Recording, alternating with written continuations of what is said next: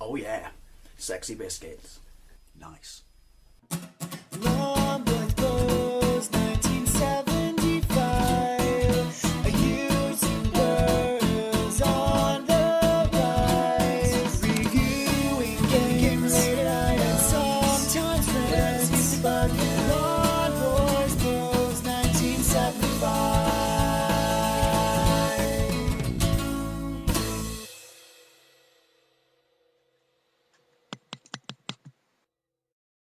Hey YouTube, Lawn Boys Post 1975. It's Wednesday, so it's not a gameplay video day. As I said prior, last week or so, there will be a Wednesday vlog nearer to Christmas.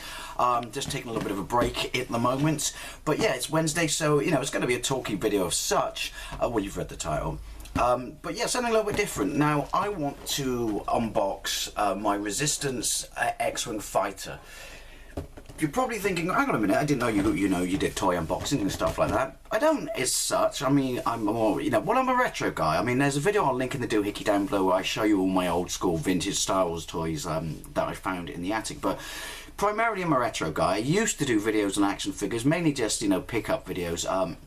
I'm not a mad toy collector. I'm not an ardent toy collector, I should say. But I do collect some figures. I've got quite a large collection of Marvel Universe, quite a large collection of Turtles, some Transformers, some Star Wars. I'm one of those people that it's weird to explain. If something comes out that I really, really like the look of or have an attachment to, is in this case Star Wars, then from time to time I will, I will drop some money on it. In this case, because it's quite, compared to action figures and stuff, this is quite a big purchase. Now there is a story behind this. I saw this when it first came out in the stores, and it was £49, at least in my neck of the woods, and I thought there's no way you can justify 49 quid on this. I've watched reviews of it and everyone says it's got a really, really big box.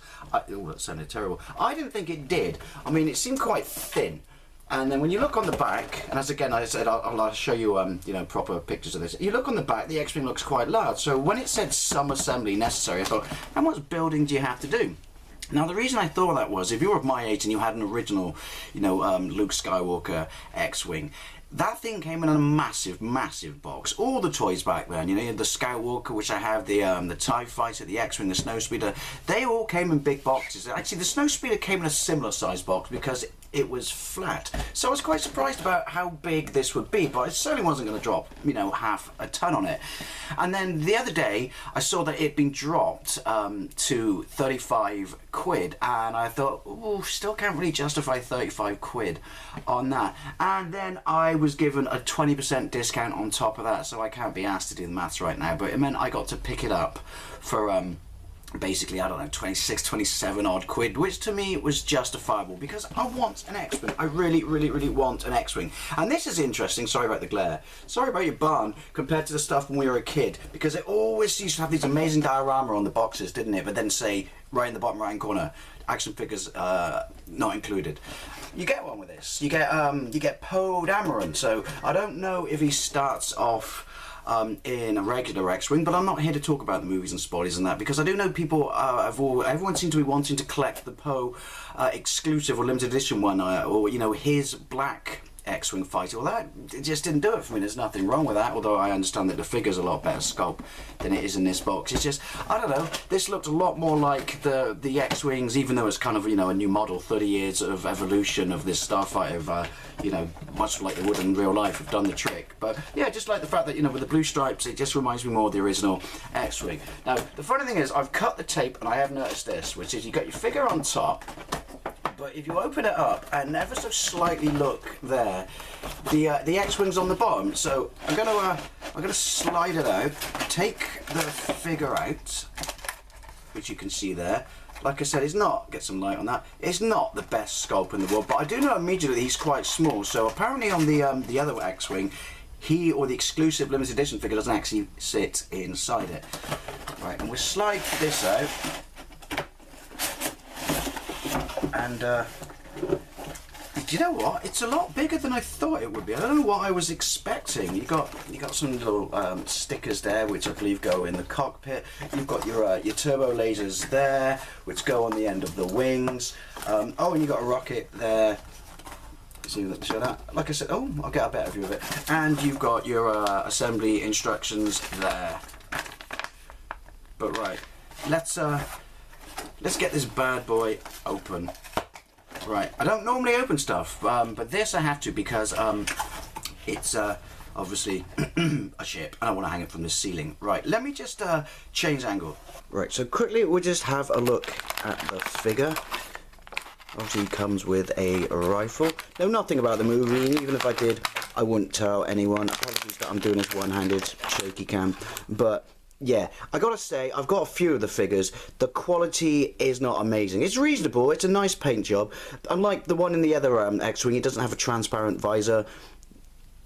He moves, but as I said, he's quite small, but, you know, Star Wars figures are, dare I say, well, you could argue the detail's better on this. I don't know, they felt better quality, or bigger, I should say, back in the day. X-Wing in the box, yeah, just in the box quickly, the detail is quite nice, but the first thing I would say is, comparatively, you know, to there's the stickers again for inside the cockpit, compared to the ones we had back in the day, or the Power of the Force one I had back in the day, it doesn't hold a fart to it. But this is what I'm most interested about. The turbo lasers, on the reviews I've seen, dependent upon how this is packaged, and this is my biggest problem with it, but we'll just get to that after I talk about the turbo lasers, is I've seen lots of them, particularly on the his you know, actual other X-Wing. They're all warped. They're all really warped and bent.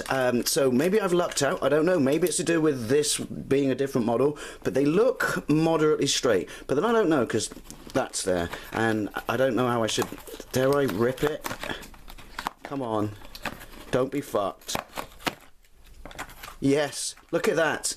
I've actually lucked out. They're really sort of pretty much straight and true. But going back to these and the fact that I'm very glad that mine aren't warped, I'd just like to say I'm very disappointed about the level of protection in the box. Look at the droid's head in the box. You know, back in the day when we bought stuff like this, it was bagged, wrapped, polystyrened, you know, up to the nines. And for a toy, you know, especially with things as flimsy as these, you would have thought, especially since its list price before I got money off was 49 quid, that they would have took a lot more effort. Anyway, it's quite simple. I've looked at the instructions. These just slot onto the wings. This goes on the front. So I'm going to switch back to the other view now, and we're going to talk about it in a little bit more detail. Okay, so we are out of the box in its entirety. Let's assemble it. The nose cone, as I said, silicone. Quite easy to stick on.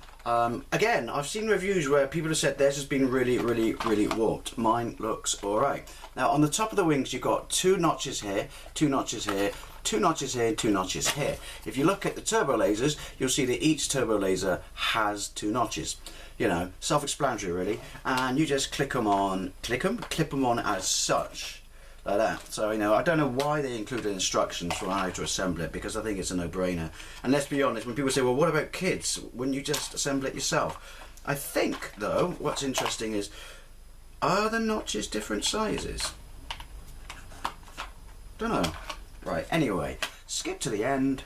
So there we go, everything assembled. Everything assembled may be too strong a descriptive term, because it's not like there's a massive amount of parts, but if you look at the detail is really nice. You got your droid there, I forget his name, that's what opens the X-Files.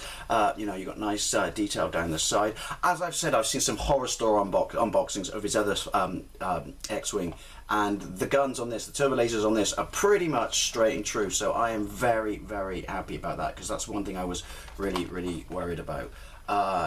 You got your landing gear at the front. There is no landing gear at the back. That's a bit disappointing, but then I haven't seen the movie, so I don't know this is what they are like in the movie, but because they're just sort of, you know, molded down.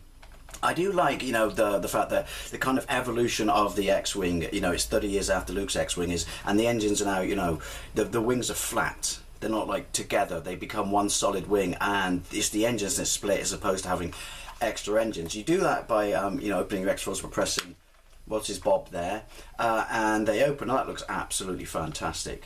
Landing gear up. That looks really nice. And then there's a switch here that you pop, and they go back down. Now, what I want to address is, it's a nice model, but you can flex the plastic a little bit, and obviously your nose cone is silicone. The guns, at least mine aren't, you know, bent. And there's nice detail, but a couple of things is this canopy is so flimsy. It really is, and it feels like it's going to pop out there any time. And I can tell you now, which is a big fail on Hasbro's part, that the pilot won't actually physically fit into it. Actually, that's not entirely true. If you stick him in and twist him, he fits in, but you can't actually shut the canopy, which is annoying. It's because of his helmet. So yeah, that's kind of really disappointing. Why would you include an exclusive figure or pilot for it that won't physically fit in the cockpit? But like I said, all things considered, I certainly wouldn't have bought it if it was full whack, but it is a nice mold. It is a nice model. It's smaller. I would really like to see one directly alongside an original Power of the Force one, but I gotta say that especially if you look at the underside of the wings in there, that's where it feels really, really cheap. But yeah, I think, you know, it's a bit of a nerve charging that much. The droid's head moves, by the way, for something that is clearly this cheap, and I don't know how much money it costs to actually make it, but it is a nice model. It is a nice model. It just annoys me that the original model, you know, from way, way, way back in the day is superior quality.